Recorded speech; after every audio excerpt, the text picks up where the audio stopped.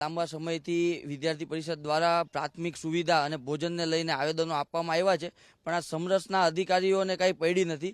જમવામાં જીવજંતુઓ, કીડા, ઉંદરો, આવા બધા અન્ય જીવો બધા નીકળે છે, જીવડાઓ નીકળે છે, જેથી ગુણવત્તા આવતી નથી અને વિદ્યાર્થીઓને રોજને રોજ એક જ ખાવાનું આપવામાં આવે છે, જેથી વિદ્યાર્થી પરિષદ આખી રાત આંદોલન ચલાવ્યું છે. ક્યાં સુધી લડતા રહેશો? આ વિદ્યાર્થી પરિષદની એક માંગ છે કે જે વિદ્યાર્થીઓને પ્રાથમિક સુવિધા જે પેપરો ઉપર દર્શાવવામાં આવે છે અને રિયાલિટીમાં આપવામાં આવતી નથી, તો આ બધી ગ્રાન્ટ જાય ક્યાં છે? તો વિદ્યાર્થી પરિષદની એ માંગ છે કે ગુણવત્તાયુક્ત ભોજન, જે પ્રાથમિક જે સુવિધાઓ જોઈએ જે પેપરોમાં દર્શાવી છે ને જે વિદ્યાર્થીઓનો હક છે એ વિદ્યાર્થીઓનો આપવામાં આવે. જ્યાં સુધી આ હક પૂરો કરવામાં નહીં આવે, એ અધિકારીઓ દ્વારા એ માંગ પૂરી કરવામાં નહીં આવે તો રાત દિવસ બેસવું પડે. તો બિલકુલ રાત દિવસ બેસે.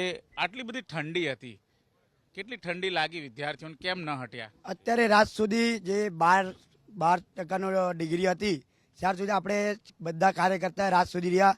અંદરના કોઈ કર્મચારી એમ બી પૂછવા નહીં આવ્યા કે કોઈ કાર્યકર્તાને હું જરૂરત પડી કે કોઈ બીમાર છે કે કોઈ, એમને એમ છે કે તમે તમારા જાઓ, મેં મારા જોઉં. મારે મહિનાનો જે પગાર આવે છે મારી રીતે આવે છે. કઈ રીતનું ભોજન આપવામાં આવે?